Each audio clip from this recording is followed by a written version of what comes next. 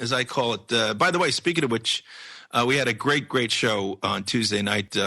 We were joined by Jacques Powell. We haven't had Jacques on in a while, but what an amazing background he gave us to the events leading up to World War I in his new book coming out, The Great Class War, 1914-1918. But this is another, I think, a rising star in the alternative media universe.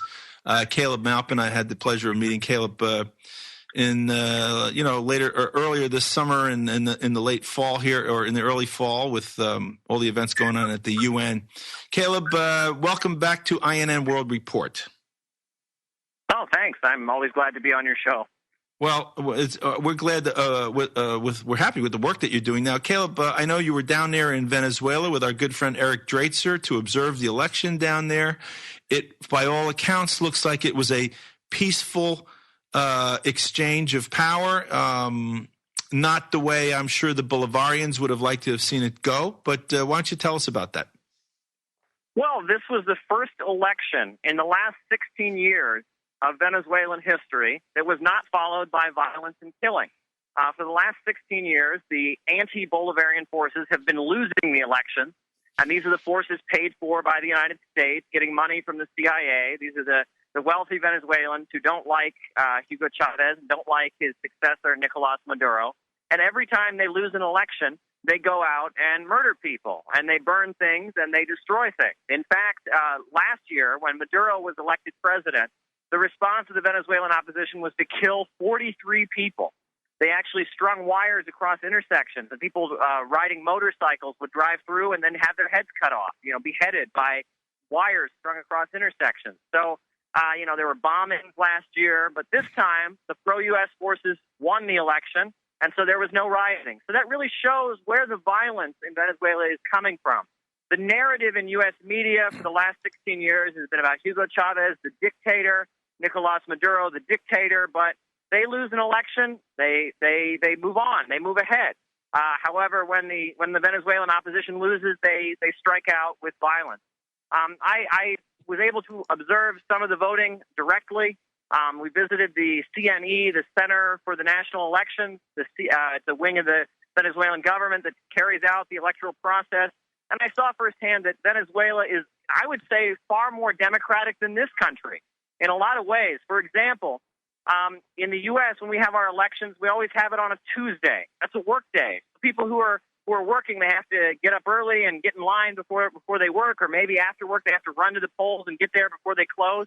In Venezuela, the elections by law must happen on a weekend so that people can vote.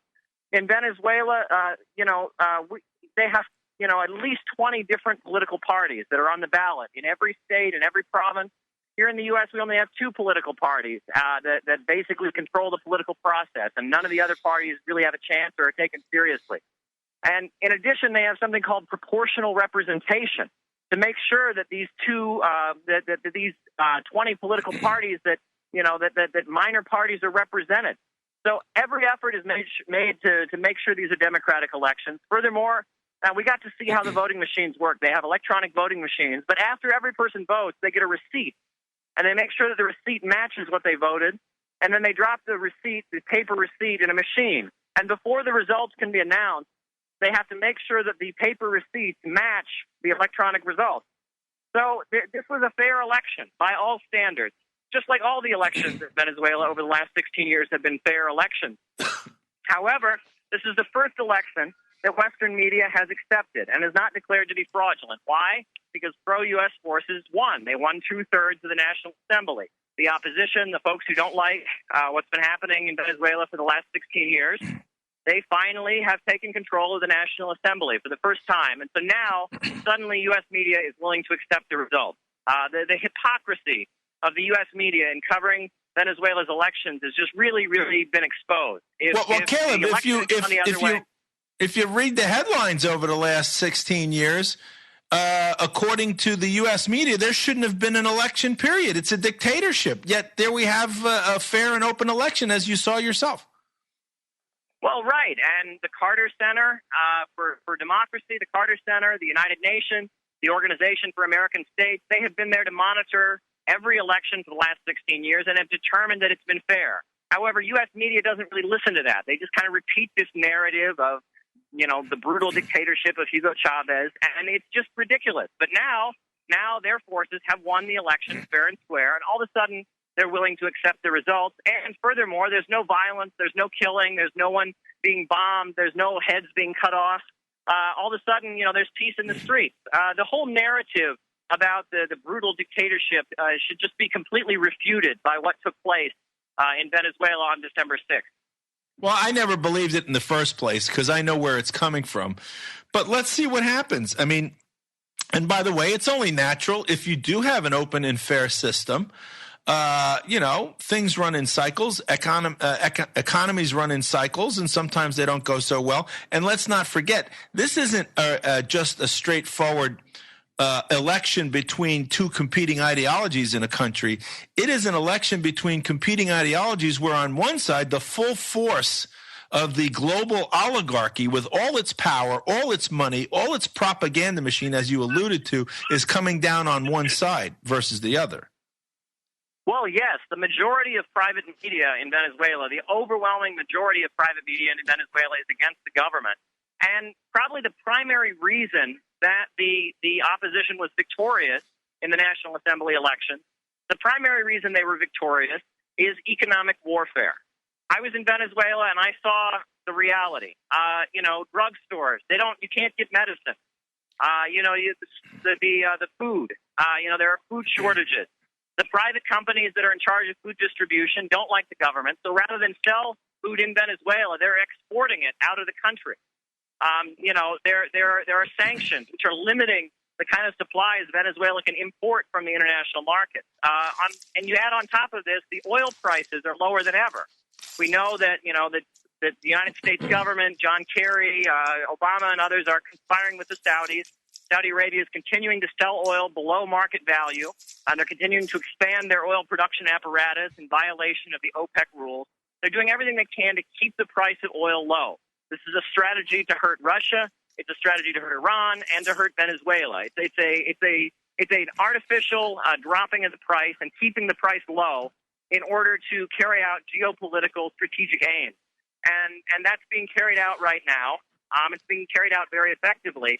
And what Maduro and before him Chavez have done is they've basically been using Venezuela's oil wealth to create a domestic, vibrant economy. They've been subsidizing things like schools, hospitals, adult education centers, community assemblies, things like theaters, all kinds of things across the country. And they've been using the government-owned oil company, the proceeds from the export of Venezuela's oil resources. They've been using those to do this. So now that the oil prices are lower instead of to line ever, the pockets of oligarchs? Exactly. That's the strategy. They've been using Venezuela's oil for Venezuela, not for Wall Street, not for the billionaires in New York City, in London, and Tel Aviv. And because of that, they've been very overwhelmingly popular in the country. I went to one neighborhood, and I asked the people in the neighborhood, I said, how have people here benefited from the Bolivarian Revolution and from Hugo Chavez and Maduro? And they said, well, we've benefited because before them, just to get the electricity to work in the neighborhood, we had to burn tires and go on strike. They said, we didn't have cooking gas in this neighborhood beforehand. People were cooking with open fires. Now people have, stoves with cooking gas in them. They said that most of the houses in the neighborhood were constructed with loans given by the government. This is the oil money was being used to loan Venezuelans money so they could build their own homes. So, the amount of economic advancement that has gone on because of what happened under Hugo Chavez and under Maduro is really big. Now, why did the people vote against them? Well, I spoke to a number of Venezuelans who voted against Maduro, voted against the Socialist Party, and instead voted for the opposition forces supported by the USA.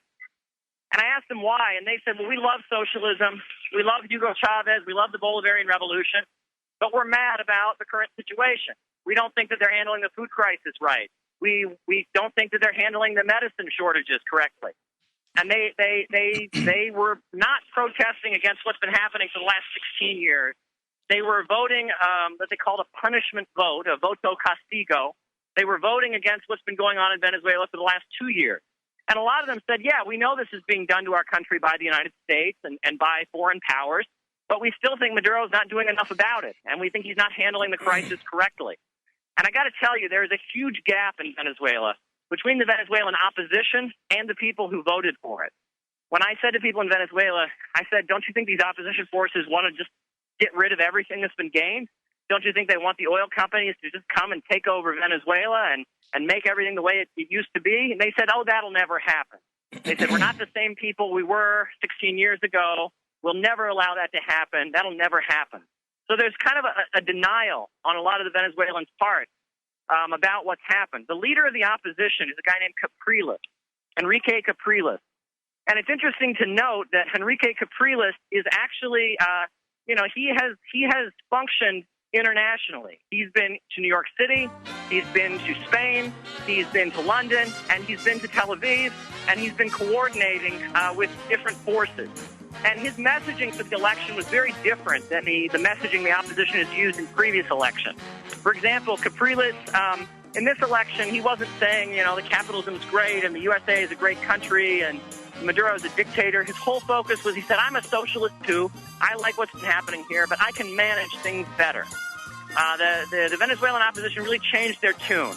This time in this election, it was all about hope and change you can believe in. Not too specific about what that change is going to be, but change. They were for change. Listen, the music's playing. We're going to have to go on break. But that's what always happens, Caleb. You're not old enough, but I can tell you in this country, FDR won 4 terms in a row, okay? And then after that, Truman won another one. The right had to come to the center. Richard Nixon was a socialist.